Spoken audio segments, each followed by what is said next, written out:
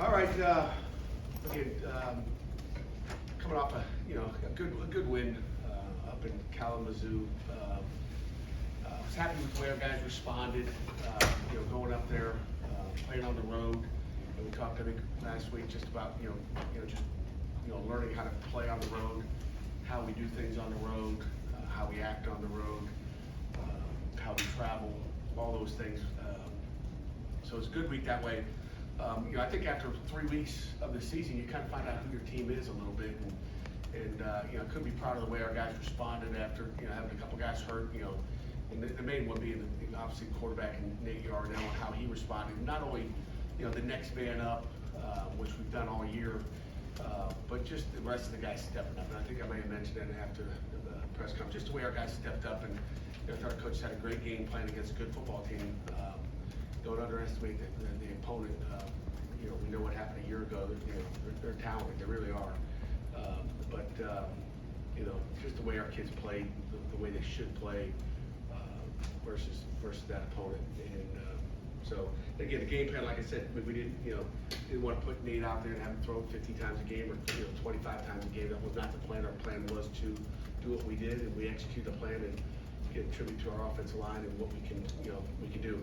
And let me tell you, they had 9 guys in the box. They didn't have 6 in the box and they weren't playing the pass, as we all know. They were playing the run and blitzing and bringing guys from everywhere. So great opportunity there for our guys to show what they could do. And moving on to Rhode Island. So got a good team in here. I know last year they were 14th in the polls, in the 1AA polls. I know they get beat by Delaware, obviously, and so they'll drop a little bit. But a good football team. Known Jim Fleming for a long time from his days really in Akron and Canton area. He was at Kent State. He was at Akron as a defense coordinator there, and actually recruited his son Will out of Akron Hope in high school. So I've known the family for a long time. Good people, and they do a great job. They're well coached as you watch the tape, and so we will look forward to preparing this week. Questions? Tad, is there more satisfaction winning a game like you did with some guys out than actually having everybody playing and winning 45-3 or something? No question about it. Again, that's why I almost want to just see what we're made of. To me, it was like I didn't know what the heck we get. Guys. Number one, we didn't turn the ball over in offense. Okay, we had a couple delay game. One delay game. I had to use my timeouts. Okay, that was probably the biggest struggle. Felt like I was staring at the damn play clock for a long time. But that was probably the biggest problem we had. But when you hold on to the ball and you got your 14, 13, whatever you want to call them, quarterback in there, that was impressive. He played with composure and not turning the ball over was critical.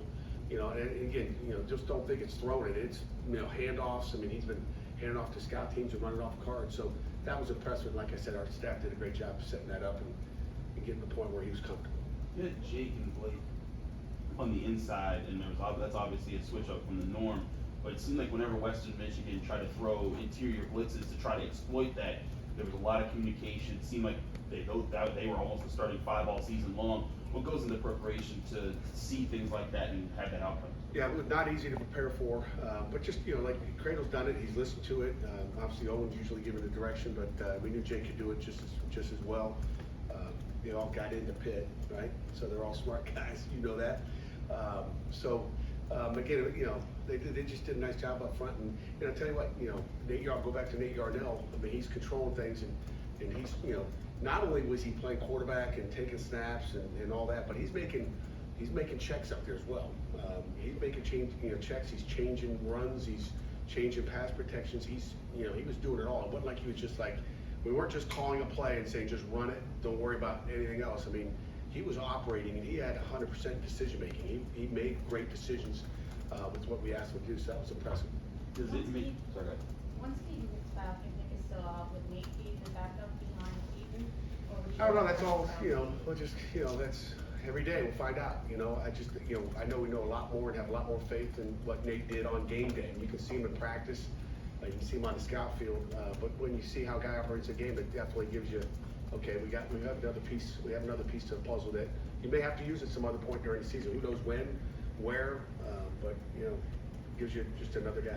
Does the success of the offensive line in the middle of that shakeup maybe give you guys some ideas like, hey, maybe that is the kind of group that you want to go with that year. If you ride a hot hand, or you go back to what you guys are doing. Well, we'll see. That'd be, Coach Borbley's decision. I'm not gonna tell him who to play, but it's putting the best guys out there. And we know we didn't have just 5 starters. We feel like we've got, 6, 7, 8 starters out there. So, we'll just play it by ear and see how they play and see how they practice. It comes down to how they practice. I mean, even to the Nick Patty and Yarnell story. I mean, it depends on how they practice.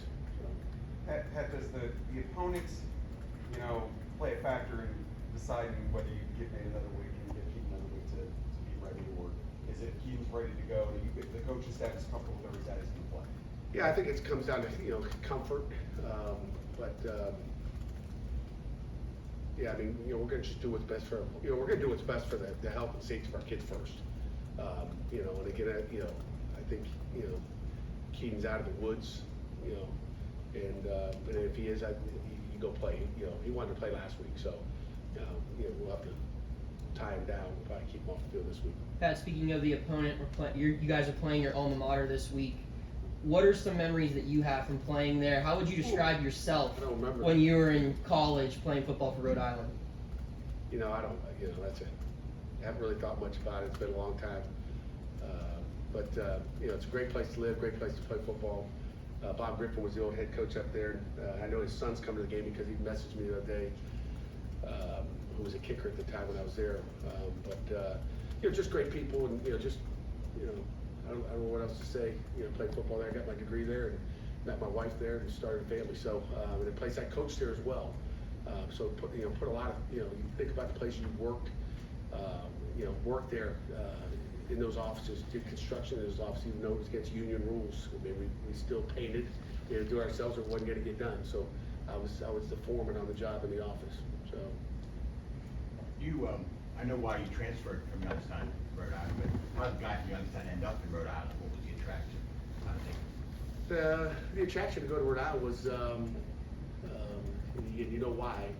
So I was leaving no matter what. The attraction was we played Akron in, I guess, in 1985.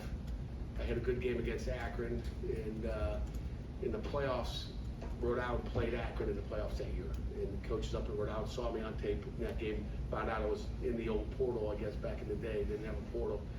Found out I was leaving, and that's how I went there. But it was really to get closer to home. I didn't want to go play at Columbia in the Ivy League, so it was really, 3-hour drive from home, and wanted to be as close to where my dad and family was going to be than I could be. And I wanted to go, a place I thought could win. So. Do you have other offers? Yeah. Where? Doesn't matter. Rhode Island was the only one. Coaches or players learn a lot from their coach. What did you learn from Bob Griffin? Oh gosh, Coach Griffin was he was a great football coach. Obviously, he's living up there. He's taking a walk probably right now down Ocean Road right now. But he, you learn everything. I mean, you learn everything from your coach. It's just the discipline. I think we talked about it just being a leader. Maybe a month ago, just about being a captain and all that. But I think who you are as people is what you pick up on a daily basis. But very disciplined, just a great coach and a great person. That's what I learned, and how to treat people, because Bob Griffin was a great man. When you were playing there, did you know you wanted to be a coach that early, and were you kind of trying to learn how to be a coach? Obviously, you had examples in your life prior to that, but were you looking at your coaches at Rhode Island and taking things that you wanted to learn and put into yourself as a coach? Yeah, I mean, I knew way before that. I knew in high school I wanted to be a coach. I didn't know you were going to be one, but back in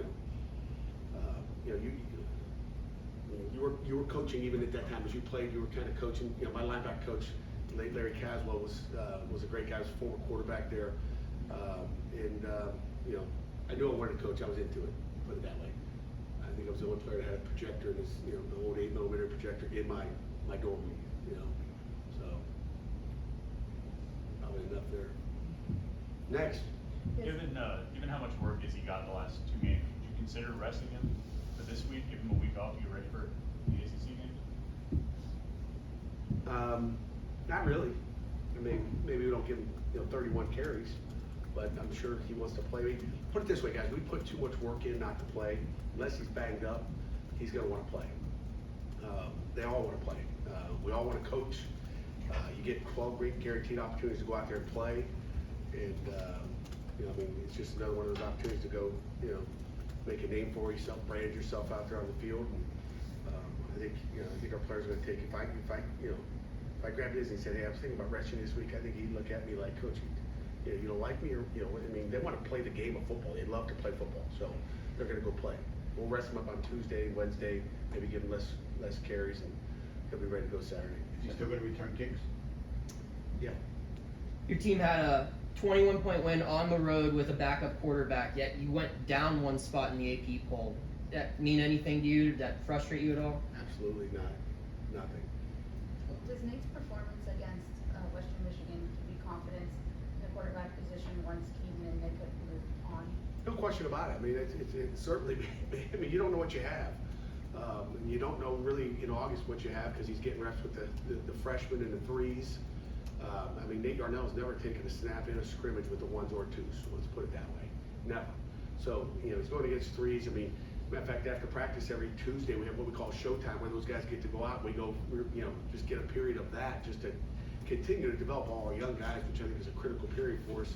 As long as health-wise you can do that, and that's when we were coaching him there. I mean, so I guess he did get 6 minutes a day getting coached, but again, it was 3-on-3s. You're not going, wow, he did a great job against them today because how do you take it? He didn't play his senior year. What was the attraction to you recruiting him like he did? Well, you don't recruit them off of senior tape anyway. They better be good players as juniors. Okay, Didn't he play much then, did he? Yeah. It wasn't a starter. Yeah, he had one kid that went to Texas, I believe, but he played a lot of football there before hurting his thumb. He got in a fight, tough quarterback, got in a fight with the linebacker, broke his thumb. That's really what happened. So he's tough. He's got leadership qualities. Let's put it that way. Obviously, he didn't crumble. He wasn't nervous.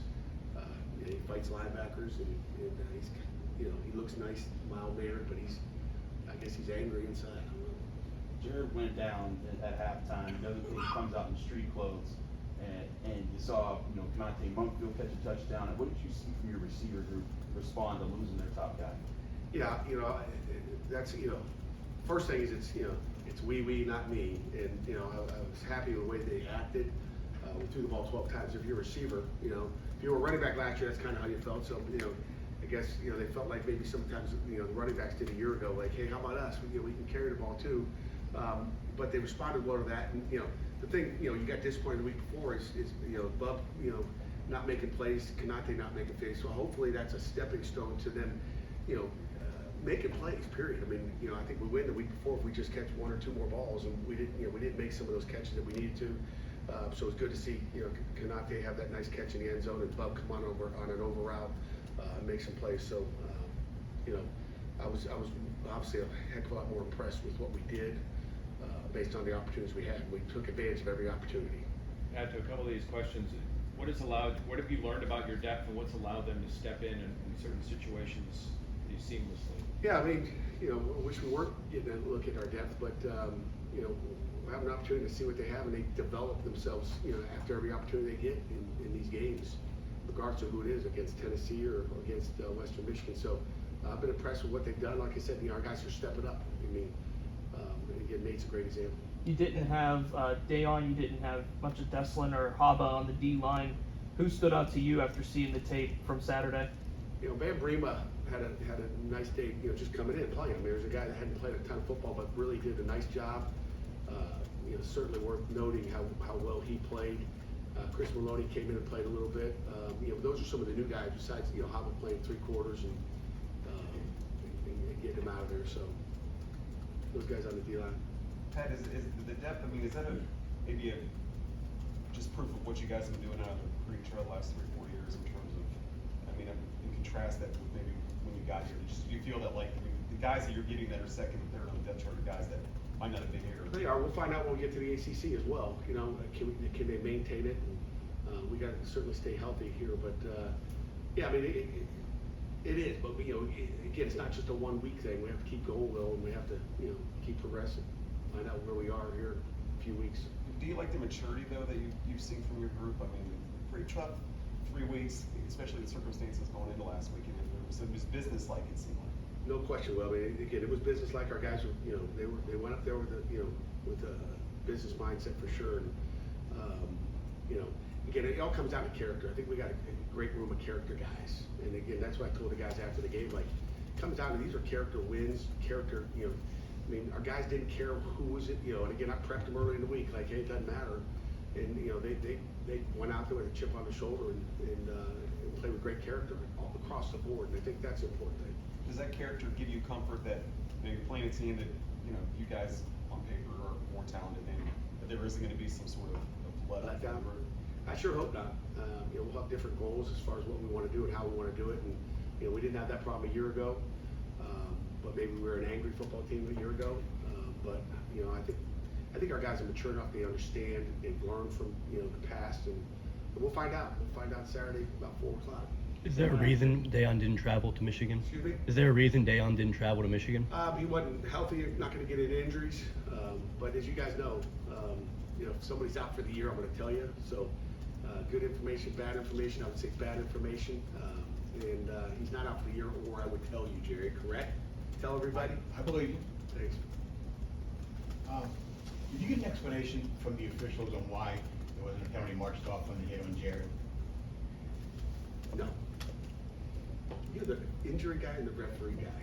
No, I didn't get it. You know, didn't get it. You know, an explanation, whatever. So. Did you understand it when you watched it, like A little bit, on Sunday? a little bit, but I, you know, whatever. Next question. There's been a lot of flags picked up, even in NFL games I watched.